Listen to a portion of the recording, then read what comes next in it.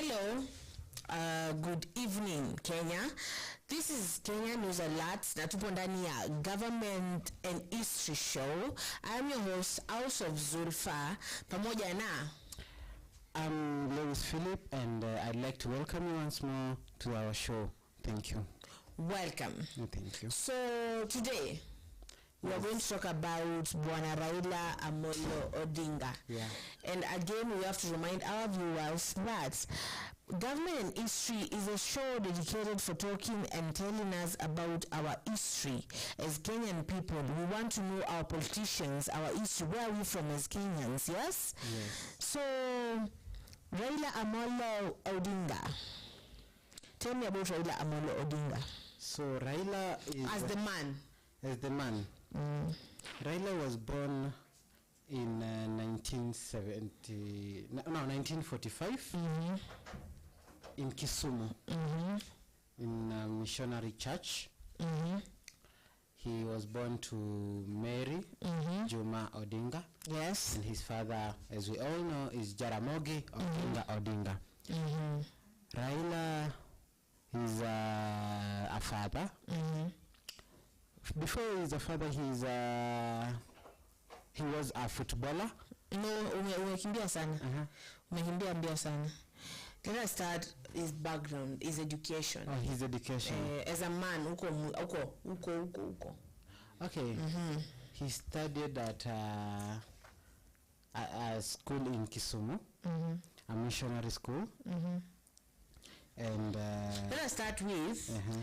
Let us go back there. Sawa? Yeah. I said Raila Odinga was born kwenye Anglican Church, a missionary society that is in Maseno, Kisumu district. So Raila alizaliwa huko Kisumu, Maseno. You know, what do you know from Kisumu, Maseno?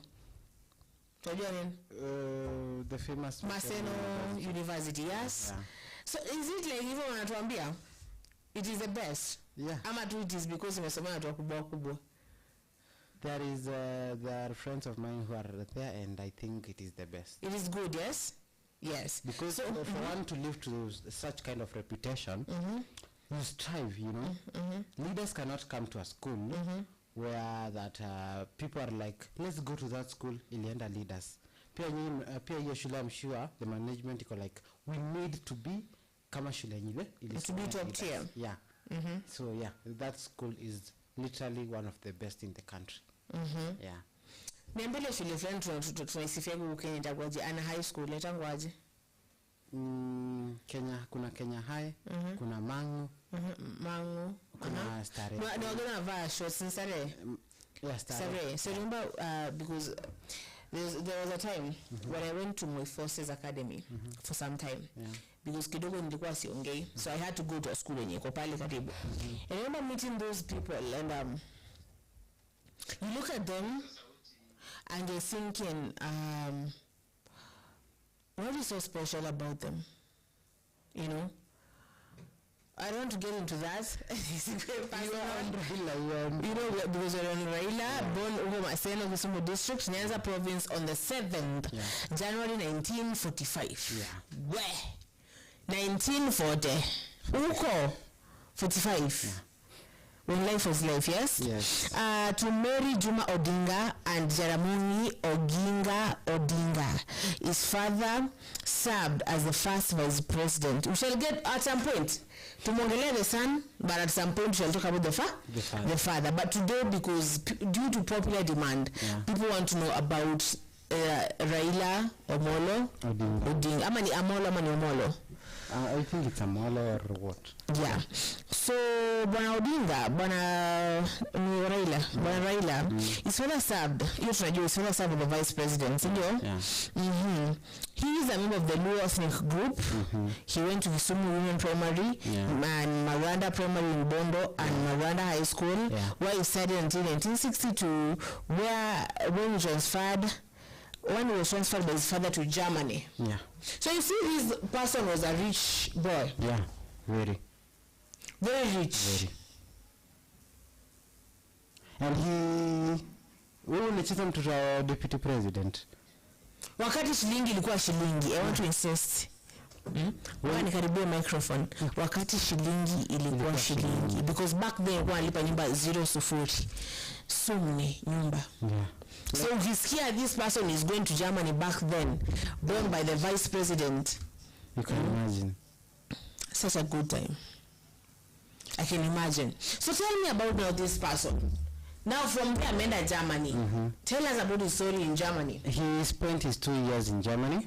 Doing what exactly? He spent the next 2 years at the Hada Institution, which trained foreign students in the German language. So Raila can speak German. Vizuri sana. Yeah. So, and he was part of the philological faculty at the University of Leipzig in East Germany. He received a scholarship in 1965, sent him to the Technics Hochschule Technical College of Magdeburg, now a part of Rt Hon Zurich University in the GDR. So, yeah. In 1970 he graduated with a certificate in welding. Wow. Yani wataka kusema tunateseka tukiwa na mtu anaweza tu chomelea Kenya vizuri. Anaweza tu shikanisha tu Kenya vizuri, zipata ambazo kidogo tunaona azishikanishi. Yeah. Vizuri. Raila. So inakaa welding in Germany ni better than huku. But people love welding. You know they love welding. Me everywhere I know kutaka mlango ama gates. Nenda kwa mjaka. Kwa mjaka. Yeah. Even my dad says kuna wajaka wa TZ. Yeah. They love that. Welding. I don't know why they love that. Ama it is these big machines. Yeah, big machines, they need big machines. Yeah. Okay. So akaenda Germany, akakaa Germany. Yeah. Pesa akaenda akaa huko. So as we continue, I want to tell our viewers that Kenya News Alert is your partner when it comes to your advertisements. There's a number on your screen. That number, call it, SMS it. And then our team of Kenya News Alert will get back to you. We have the best equipment, we have the best everything to do your work. You just have to take that number and call it. Utuambie ni nini unataka tukuangazie huku kwenye mtandao, and you shall do that. So leo we welcome all the Luo people. Today we are talking about Mr. Raila Odinga and everyone in Kenya to come and listen to this. He went to Germany for 2 years, where he graduated with a certificate in welding while studying in East Germany during the Cold War. Yeah. As a Kenyan, he was able to visit West Berlin through the checkpoint Charlie. By the way, let me tell you. I don't know if you know the story of that, of Germany and the Cold War. There was this bridge ilikuwa chini mahali where there was like, we're gonna East and West Germany. And I don't know why they were fighting each other. Yeah. Sawa? Yeah. It was a really dark time. Let me tell you, a really dark time, and people died. Yeah. Of which, no, let me not try and misanalyze the issues of the Jews and the Germans, but in the Cold War, it was a really terrible time. Yeah. Yeah. So if you're really good in history, you should know that. I think you know that. Yeah. Yes. Yeah. So he used to smuggle goods. Well, alianza hii shughuli kitambo. Tell me about hii shughuli yake kusmuggle goods from east to west. Everyone has that, what do they call it? That dark side of business. So he used to smuggle. Alipeleka Kenya huko. So alipeleka Kenya. Bora too, for the sake of making a shilling. But he was a rich person's son. He might have been a rich person's son. But you never know. There are so many things that even the rich people strive to. Maybe he was like, I want to be my own man. He did not want to live in his father's shadow. Yeah. So do you want to live in your father's shadow? No. Why don't you want to live in your father's shadow? No, that is not living. That is. But he became a man so that you may not have to work. He said that he did not become a man. Oh my God! He just wanted my childhood to be beautiful. Yeah, and from my childhood, the rest ananiachia. Yeah. So tell me about his personal life, about how he came back in Kenya and how he met his beautiful wife. Is he married? Is he not married? He's married. And he's married to this beautiful lady. Her name is Ida. Ida Ayo. Yeah. Ida Anyango Oyo. They live in Karen. They have. Let me ask you something. Have you read The River and the Source? Yeah. How do you love that book? I love it. I've read it like 100 times right now. Yeah. And I usually ask myself, why mpaka say hatuna movie ya The River and the Source? That is a movie that should have been developed and adapted to a movie a very long time ago. By the way. We have a girl back home and we call her Akoko. She's black and so beautiful. Yeah. So we call her Akoko. Okay, right now she's a grown woman. Like she has like 4 children, but she still looks like Akoko. You know? And I don't know why. The description of Akoko. Yani if you see Akoko kwa kitabu and you see her, you'll be like, this is Akoko. This is the reincarnation of Akoko. Yeah. She is just Akoko. Mpaka mwanya. Shape, everything, color, urefu. I will say, I'm going to mwambia nikianza kufanya hii movie nikienda ni adapt ikuwe movie, then you shall be the Akoko because ako do evil. Okay? So why am I saying that? I love these Luo names. Ade, Ida, Anyango. Yeah. I love those names, yes? So tell me about this stuff as a story. Don't tell me as a point form. Tell like you're telling a story. Okay, Raila is from church. He's from an Anglican church. He's an ACK. And he is married with 4 kids. Married to Ida. And one of their kids is named after Winnie Mandela. And another is named after Fidel Costa. I think you know him. And of Imta? Fidel Costa. Castro. Yeah, Castro. That is. Yeah. From Chile, from Imta huko. That's nini? That He was like a tyrant. Yeah. The great. He was a great guy. A great guy. Yeah. Fidel Castro was a great guy. Yeah, he was great. Oh my God. Yeah. Fidel Castro was not a great guy. He was a revolutionarist. And how many people died because he was liberating that country? Every country needs change at one time. At one point. It's like telling me Muhammad Gaddafi was a good guy. Or telling me like Osama bin Laden also was a good guy. So, revolution, because you know, maybe when they named their son, alikuwa tu mtu ambaye alikuwa mzuri. So, unachotaka uniambie hivi. So, Odinga is married to Ida Odinga, Ida Anyango Oyo. They live in Karen, sindio? They have a second home in Siaya.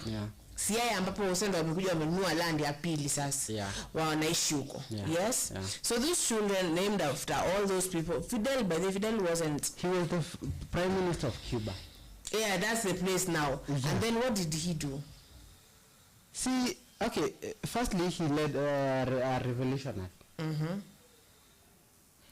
He led his country to being one of the greatest. He became Chile. Cuba is not a great country. It is. Cuba mpaka saini drug mills. Cuba mpaka saini war because of what that person did. It's just that some people are not ready for change. Maybe I'm saying, maybe they named their son after him before he became what he was, but he wasn't a good guy. Maybe he started with a good vision, but at the end of Apo Katikati he became a nasty person. They have Muhammad Gaddafi. Alikuwa anasemaga, I want Africa to become unionized. I want Africa to use gold as their currency. And maybe somewhere there he started killing people because people were not seeing his vision. You know, if you're a revolutionary, you should not kill people so that people can see your thing. Sawa, you don't do that. You don't try to become a tyrant so that you do something. You don't try to become like North Korea. Some people need to be enforced and change. So you want to tell me that in North Korea right now, that person with Kim Jong-un want to say because very is Why is it getting personal to me? Sasa King Jong-un ni mtu mzuri sana sababu anaona mbele, but right now people in North Korea live like the outside world does not exist to them. So you have to some people have to be changed. So right now you're telling us that Ruto is showing us another future that must be forced. For Ruto that is different. Basi pia watu wa Cuba wanasema tu hivyo. It is said that if you want if you are heading to succeed, you should know that you must trample on some people. Then please, I don't want to hear you complain about Ruto. Sawa. I don't want to hear you say Ruto's case is different. No. Aliwalianza tu unasema Castro. Walianza tu polepole. I want us to see a future. There's a future there, we can. There's a future, and then at some point when people are like, inaenda vibaya. Sisi mtu ameanza alisema tunaweza vizuri na vizuri, si ndio? Akafikiria tumeweza kuona inatupeleka vibaya, and then he's like die. Okay, there is a difference between those two people because there is no. Ruto is killing people in cold blood. Even Fidel killed like 1 million people. I can see that he was sweeping his ground where he was stepping, stepping on safe ground. You should go back and read about Fidel Castro and you will not like what you're saying on a serious note. Okay, I will check it. Please go check it, yeah? So Winnie is currently studying. No, she currently studying. Yeah, no, she's legislative assembly right now. That is good. Yeah, so huyu mtu tumemuona vizuri. Tumemuona mahali ametoka. He's born in a rich family, in a political family. Sindio? Then he comes, he marries Ida. I don't know what Ida is. Sawa? We shall get to know about Ida when we start learning about these people pole. Sawa? So now anaenda Germany. Anapata uo huko. Anaanza kufanya biashara kule kidogo. So we see he's a risky person. He's a person who's willing to take risks in life, in life, yes. Then he comes back to Kenya after 2 years and he marries Ida Anyango. Or Yo. Yes? They have 4 children. One dies in 2015. The others are still here. We are seeing him. So in an interview with BBC News in January 08, Odinga asserted that he was the first cousin of US President Barack Obama through Obama's father. However, Barack's paternal uncle denied any direct relation to Odinga, stating that Odinga's mother came from this area, so it's normal for us to talk about cousins, but he is not a blood relative. Like how do you unakataji? Sometimes ni kama saa for example like kidogo nasema mreleto masapetu kubali tu ishe unaona because we are from the same place. I used to go for her birthdays, so maybe we are related because we are in the same estate, unaona. So mbona Kenyans related na wewe masapetu, mbona unakataa Odinga na Obama si related? But let me check, even we shall do by the anini for Obama. That Obama guy. Because ati babake alikuja huku wakazaa na mamake wakadivorce, mamake akarudi majuu. Na kaenda na yeye. And then he started rising. And the father just landed here. So the father died kitambo ama ako alive? Died kitambo, mwenye ako alive ni shosho. Even mamake ako alive? I don't think so. Only the granny. Then nasikianga ako high. The grandmother from both sides or the grandmother from here? From here. And the other side? I don't know. I just know the grandmother and the aunt from here. Is it aunt or sister? Sister, yeah. I want a sister huko? Oh, step sister? Wow. Rich families. Hi, you were telling me that Odinga kidogo alicheza mpira. He played in Gor Mahia. He's a fan of Chelsea, and he played in Gor Mahia. By then ilikuwa inaitwa Luo Union. He's a midfielder. Umesema number 5. You can imagine Raila Gor Mahia. He was once a kijana. Now nikiwaambia he used to play football and that ball utakuwa like, wow. Wow. Yes. Mingi kwambia I used to play basketball utakuba. Kabisa. Yeah. That was a drama. I used to obviously. Drama mbona wewe mkosa. Nikigogo kidogo. Drama. Always drama. Yes. It's good sometimes to be dramatic. So dramatic that you'll find that so life is sweet. Yeah. So kidosi natuambia naye ya Odinga used to play for that team. Yeah. Mahia. Then it was Luo Union. Yeah, and he's a supporter of the Arsenal Football Club, which is an English Premier League. Yeah, and he was appointed African Union to mediate in the 2010-2011 Ivorian crisis. Yes. Yeah. So he's what can I call it? Leadership. Call for leadership. Started Kitambo. Even he's like, I'm not interested in doing this. Someone just sees and says, I know someone great, Raila. You see, he was called to mediate the 2010 Ivorian crisis. Yeah, which involved Alassane and Laurent Gbagbo. Yeah, now those Ivorian names, Gbagbo, is it Gbagbo or Bago? Yeah. Yeah. So. And Raila wrote, he's a writer too. He wrote a book called The Flame of Freedom, which consists of 1,040 pages. Aish, you don't me Harry Potter series. But have you read the Harry Potter books? No, I just watched the movie. You should read the books before you read them. They are so beautiful books. Yeah, so they are like 10,000. 1,040. Yeah. Can you imagine sitting down and writing? But you know they use ghost writers. They don't write them themselves. Politics. Ghost writer. I use someone, like for example, I know you're really creative. I use you as my ghost writer, but to write exactly what I'm telling you to write. Yeah, and right now I'm looking for this book in Aitwa. To Sir Philip with Love. Nani? It is John. Is it John Queen? Somebody Queen. Yeah, and it is of this series in Aitwa Bridgerton. Yeah, it is from Bridgerton. Yeah, it is from Bridgerton. The girl. Lord Bridgerton. And he falls in love with a guy named Sir Philip.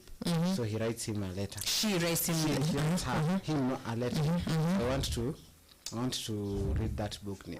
By the time wafike to that point, ahead of them. I like being ahead of those. So it's what you're coming to see now in the next Bridgerton. Yeah. But she's the only girl we're waiting for to get married, yes? Yeah. So she falls in love with that guy from the other place. Yeah. Okay. So Raila Odinga Omolo. We are going to talk about the man today. Yeah, the man. The man. But when you kunaendelea hivyo tukiendelea mpaka tuende kwa politics. Yeah.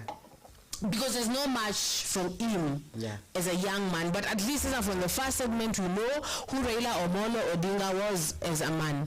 We have seen him in his childhood. Amezaliwa kule Maseno, ameenda shule pale Maranda, ameenda high school kidogo transfer, ameenda Germany amefanya welding, ameanza biashara kule, and then sasa now we are back to the man himself again. He gets married. He has 4 children. One dies in 2015. He writes a book. The freedom of Flame fire. Of freedom. The fire? Flame of freedom. Yeah. The name. Yeah. Yes. The Flame of Freedom was written in 2013. So have you read that book? What does it talk about? Is it how much they fought for freedom? Autobiography. Of himself? Yeah. And how he found freedom? From his childhood to his present life. I hear your mother Karua has written a book too. She had. About how that hiyo ndege huko ilianguka Marsabit. She lost friends there, and she was supposed to be on that ndege and she wasn't. So how that changed her life and her perspective. Yeah. So viewers should go and check that book out. Yes. So yeah, Raila is quite creative.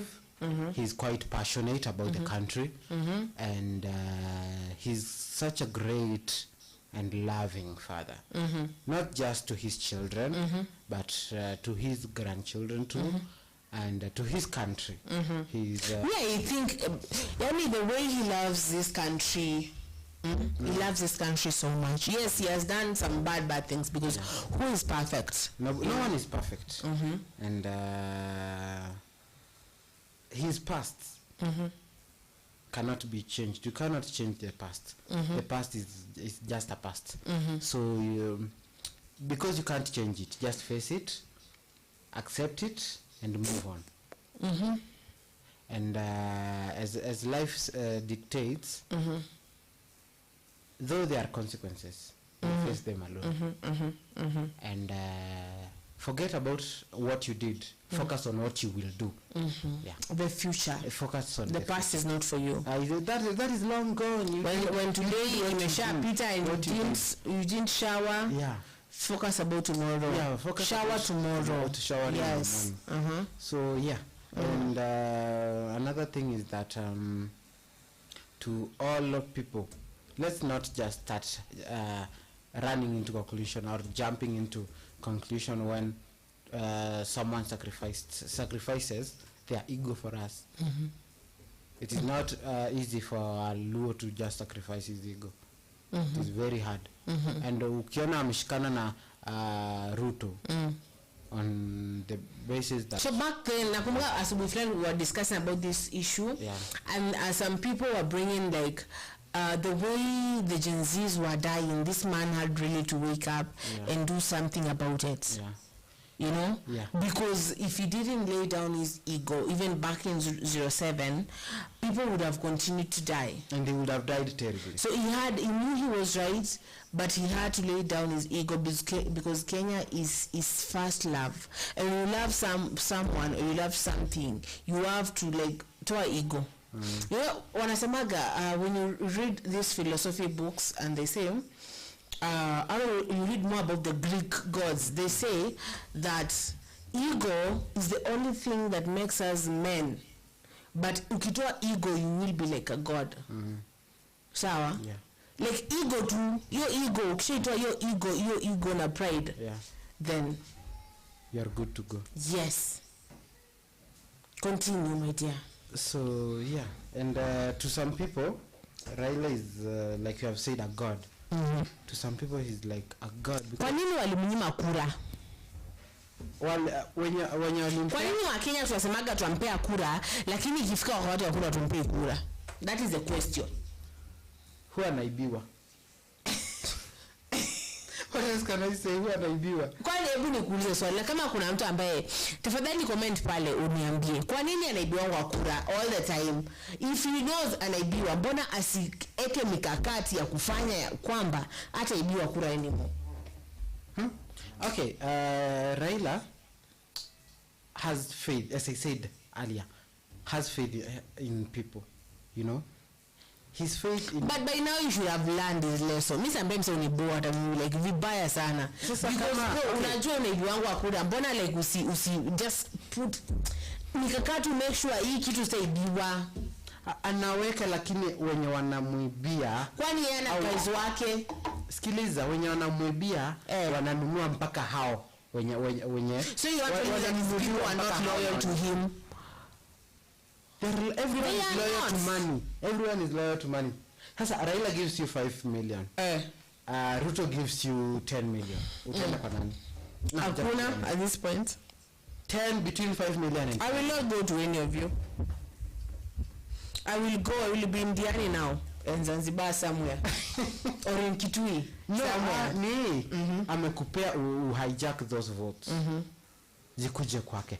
Aya, Raila gives you 5 million. Ruto gives you 5 million and you being alive. And your family being safe. Yeah. Si venya alikuwa na threaten. Then I shouldn't have families. But mniambie watu ambao mnaangalia, kwa nini Raila hataki kufanya asibiwe?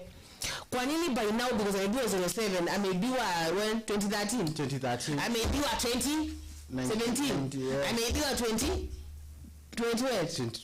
Is it 22? Yeah. What's up with this guy? Why mbona aeki mikakati mpaka saa hii? Ama ni stingy hizi tu ado enough. Anatoa ni venye hao. No, you're telling me that gives me $5 million shillings, yeah? Isn't it dollars, yeah? Yeah. Isn't it dollars? Or stinginess. Yes. So, and then Ruto gives me like $10 million. And ensures that your family will be safe. Will be safe from who? From him. Hello? Who was involved in the 07 massacre? Who was the puppeteer? Who was pulling the strings? Who? Well, I heard if there was a video that he pushes a child kwa fire. Yeah. No. Tell me. He pushes a child. Mtoto anatupa nje, wanamchukua wanamrudisha wakichoma kanisa.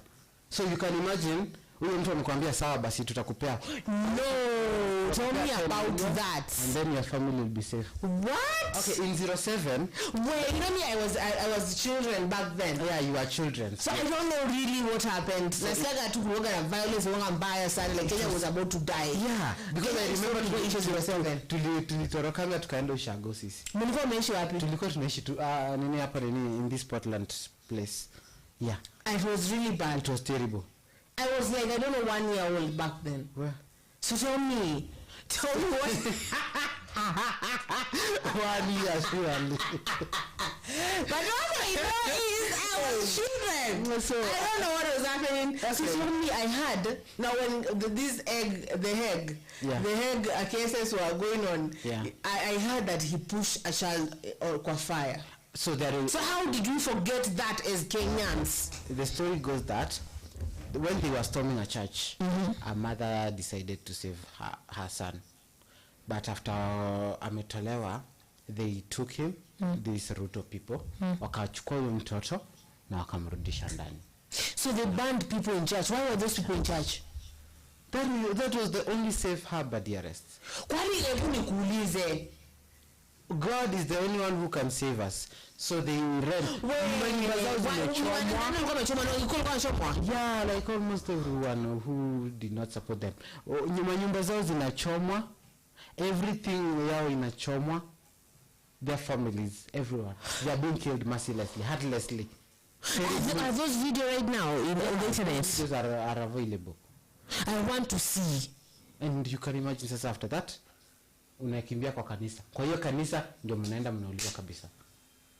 No, this one Giku's being killed. You know, I was told, I had this friend, akaniambia alikuwa anaishi Dandora, and it was a nasty place. Like, you used to hear guns every night and people screaming, and Wajaka walimadwa and Wagikuyu. It was only between Wajaka and Wagikuyu. And I hear in Dandora there's like phases, phase 1, phase 2, phase 3, and people were being killed vibaya sana. Okay, Wakamba and our other tribes were not being affected as much, but people were being massacred like really bad. And how did we forget as Kenyans? Like, hebu nikuulize, na Raila alikuwa pia akona Wajaka, na huyu Ruto alikuwa ni nani? Ruto alikuwa by then I think alikuwa na Uhuru na nani hao wengine wa Kikuyu. So Kikuyu alikuwa ama ni Wajaka alikuwa anauliwa wakiwa kwa Kikuyu. So it was Wajaka who were being killed. And it was all of them. No, I'm asking, was Ruto married or killing Kikuyus if he was with the Kikuyus? Yeah. Huh? It is politics. The Kikuyus were how did it come to that? How did it come to that? Because I remember even back then Kibaki took over president, yes? Yeah. So why were they getting involved? See, Uru was once vice president. What? You don't know that. No, I know. I'm just. I would have fainted. So Uru was Dogwanani Kibaki. So yeah. And then Ruto was in the government, in the system. Like this Kenya is mostly headed by heartless monsters sometimes. Someone who can just lower your throat and be like, huyo amekufa sawa. You know? So my point is, before I come to here, my point is, if someone tells you I'll give you, hata kama atakwambia 3 million, and your family will be safe. Unaenda kwa nani?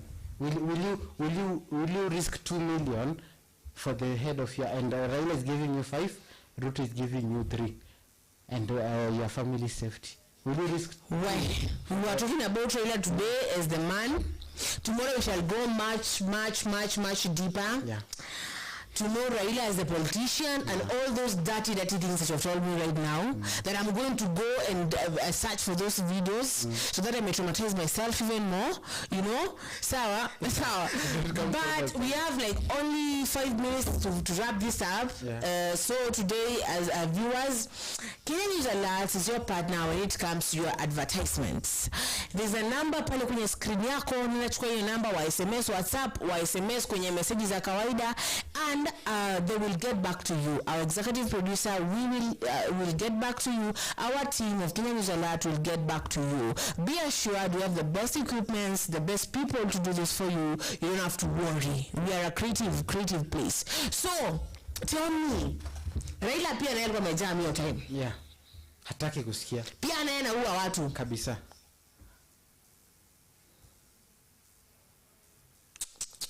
Na mshoa ni Kalonzo ataangi hizi story. Because anajua kwa like akamba amuget, but mimi nawaambia msingie kwa kitu is a nasty place. But do you know, sasa unajua nini? Mimi nasemanga. Patokelezeange a dirty Kamba politician. We rule Kenya with an iron fist. Uchawi yote. Uchawi yote. Because and we make sure kwanza kila mtu like ukijaribu kuongea uchawi you become like ng'ombe dumba. Yeah, dumba unachizi. Nasa wakisi waanza kurumpa ni wachawi. Wakisi tunawaita wanakuwa deputy wetu. And they eat people apparently. So yeah, wakisi tunawaita wanakuwa deputy wetu. Yeah. Who can but wakamba na wakisi wakashikana we rule this country with an iron fist, and we even rule for eternity. Unapata hakuna mtu mwingine. If another tribe tries to we eliminate you. Well, that's will never lead. You know, hakuna tani. They ruled with fighting. Yeah. Kikuyus ruled with fighting. That's what they know. Luos ruled with stones. That is what they know. We and the Kisii, let's rule with what? Magic. Dark magic. Even let's make Kenya.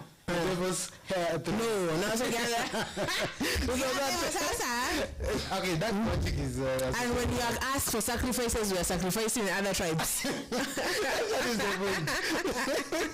So yeah, because let's make sure we put the Maasai close. Because sometimes magic has its limits.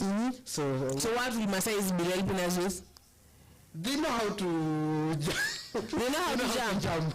Jump nini? So they jump and throw spears. Wewe by the time mtu akija kama ameshashutiwa. The time uruke ufanye hivi utakuwa umeshashutiwa. Point is tukipatikana kwa ngori watatusaidia kuruka ngori. Kuruka. We give them brooms. They will be flying. They will be flying with brooms. We make the brooms. That's why Kalonzo comes see us. We made it out to advice mzuri sana Kalonzo. Na Kalonzo is from Kitui. The central. I don't know what is happening with that one. I hope because Aisha presidency 2027, he will know to go and see Modeu. Yes. And he should know how to go and see Modeu. And he should even come to me sometimes. I know how to pray. He should. Aish. So today we're talking about Raila Odinga as the man. We have got to know, trailer. We have got to know that where he was born, 1945, 1st of January, and he went to Miranda Primary School, Miranda High School, but 2 years later he was transferred to Germany, where he went there to a university there with a very German name. But what you know is he graduated with welding. Yeah. Ali graduated na welding. So mtu ukimpea chuma, atashikanisha chuma. Yeah. But chuma ni ado doshi, okay? So but let me tell you something, yes?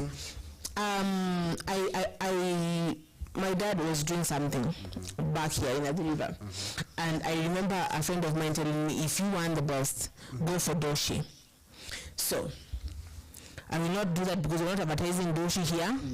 Yeah. So what am I trying to say? So the recap is akawa Ida Ayo, and they had 4 children, wanaishi Karen mpaka wa leo, but bado wako na nyumba nyingine Siaya. Apparently he's related to Obama, but wakina Obama wanafanya nini? Wanakataa hiyo story. Wameruka hiyo story ya Jaba. We are not related with that person. We are just from the same village, okay? And tomorrow claiming that they are only related with the mother. Yes, the mother of Ayo. Yeah. And if you're related to my mother, you're my cousin apparently. The mother of Raila. Nasi kwani hebu nikuulize, someone who's related to your mother, is related to you? Yeah. Ni venye tu wako zile za, you know, wetu mtoto wetu ni president. Huyu yeye aje kuwa president. Yeah, so that is they are like amefail sana. Yeah, they are ashamed. Anashinda kifail. Yeah. Okay. So you guys today to go to your story. Tomorrow please join us up from saa 9 to saa 9, where we will be talking about Raila Odinga as now the political leader. We'll get to know about the 07 violence. Yes? Yeah. We shall get to know what happened. Alibiwa ama tu lose fair and squarely. Sindio? So you guys mkuja hapa, mkuja na comment zenu, mkuja kuangalia, we shall be here. This has been Kenya News Alert, and the show was Government and History. I've been your host, House of Zulfa. Thank you for being with me. And I can correct you, Zulfa Kidogo. Raila was not born on 1st, it was on 7th. On 7th? Yeah. Oh, that is good. January 1945. Yes. Good. Yeah, so I have been your co-host, Lewis Philip. You've been my guest. Yeah, I've been the guest, Lewis Philip. I'm happy to be with you guys. I'm happy to share what I know, and I'm happy to learn from you. Yeah, and always see you when you see my nose around. Yeah, and do have a nice evening. Goodbye.